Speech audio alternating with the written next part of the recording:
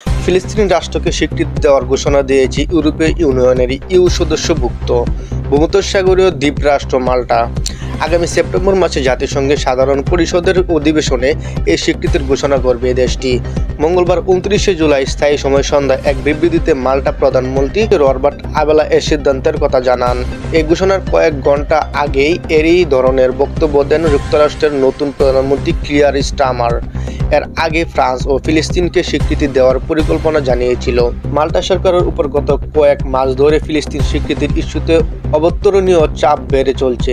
দেশটির মধ্যে ডানপন্থী বিরোধী দল ও জুলাইয়ের মাঝামাঝি সময় একই দাবিতে সরকারের প্রতি আহ্বান জানিয়েছে। মধ্যপ্রাচ্যের কাছাকাছি অবস্থিত ইউরোপীয় এই দ্বীপরাষ্ট্রটি দীর্ঘদিন ধরে ফিলিস্তিনের জনগণের স্বার্থ অধিকারের পক্ষে অবস্থান নিয়েছে। একই সঙ্গে ইসরায়েল ফিলিস্তিন সংঘাতে দ্বিরাষ্ট্রভিত্তিক শান্তিপূর্ণ সমাধানের পক্ষে সক্রিয় সমর্থন জানিয়ে আসছে। চলতি বছরের মে মাসে মাল্টা প্রধানমন্ত্রী আবেলা প্রথমবারের মতো ফিলিস্তিনকে স্বীকৃতি দেওয়ার পরিকল্পনার ইঙ্গিত দিয়েছেন। সে সময় তিনি ঘোষণা দেন জুন মাসে জাতিসংঘের এক সম্মেলন আনুষ্ঠানিকভাবে এই স্বীকৃতি দেওয়া হবে, যদিও পরে ওই সম্মেলন স্থগিত হয়েছে। এরই মধ্যে আয়ারল্যান্ড, নরওয়ে ও স্পেন ফিলিস্তিন স্বাধীন রাষ্ট্র হিসাবে স্বীকৃতি দিয়েছে।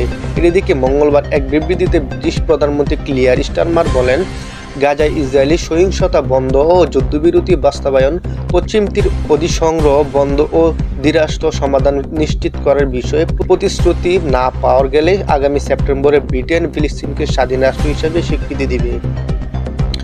বিশেষজ্ঞরা বলেছেন, পশ্চিমা বিশ্বে ক্রমে নতুন এক কূটনৈতিক ধারা জন্ম নিচ্ছে। ইসরায়েল ফিলিস্তিন সংঘাতে নিয়ে সে ভারসাম্য একদিন ইসরায়েলমুখী ছিল, তা তখন ফিলিস্তিনের পক্ষ ঝুঁকে পড়ছে।